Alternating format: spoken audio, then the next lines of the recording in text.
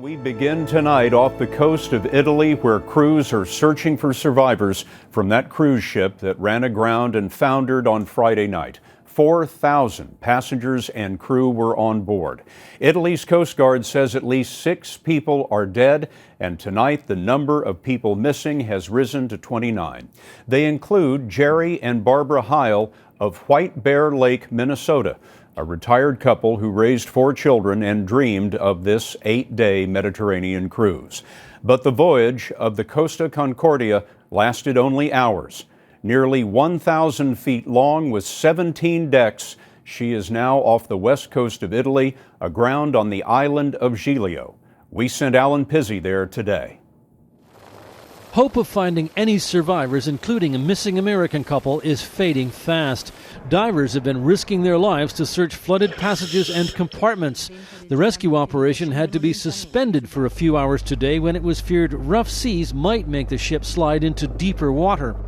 The captain claimed the hull of the luxury liner was torn open by a reef that wasn't marked on his chart, something maritime officials and local fishermen say is not possible. This coast is just too well charted.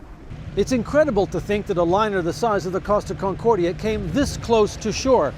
That rock behind me is what the ship struck. It's what tore a 160-foot gash in its hull. And the ship has come in close before.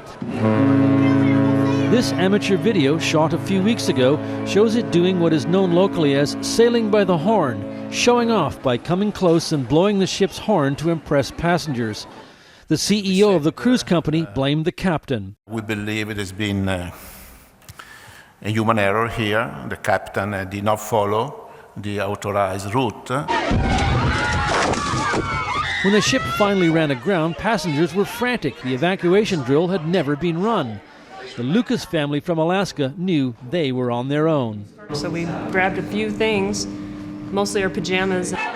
They made their way to a lifeboat station.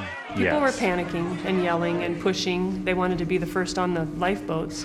And we were up close. We didn't get on the first lifeboats. And then they were gone, and there we stood.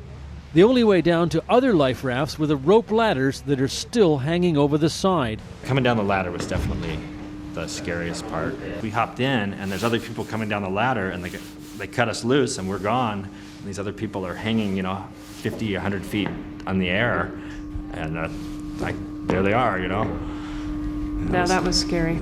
And so ends what was supposed to be an idyllic holiday aboard what only a few days ago was one of the most luxurious cruise liners afloat.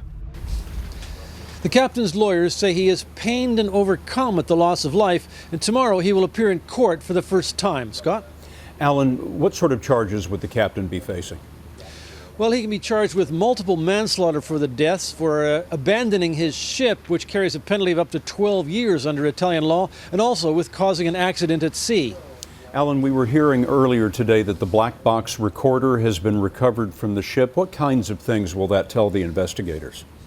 Tells them just about everything, Scott. It's like the black box recorder on an aircraft. It will tell them the course, speed, position, and many other vital statistics about the ship. And most importantly, we're told, it also records conversations on the bridge, which will tell the Coast Guard and the lawyers and the courts exactly what went on and perhaps why.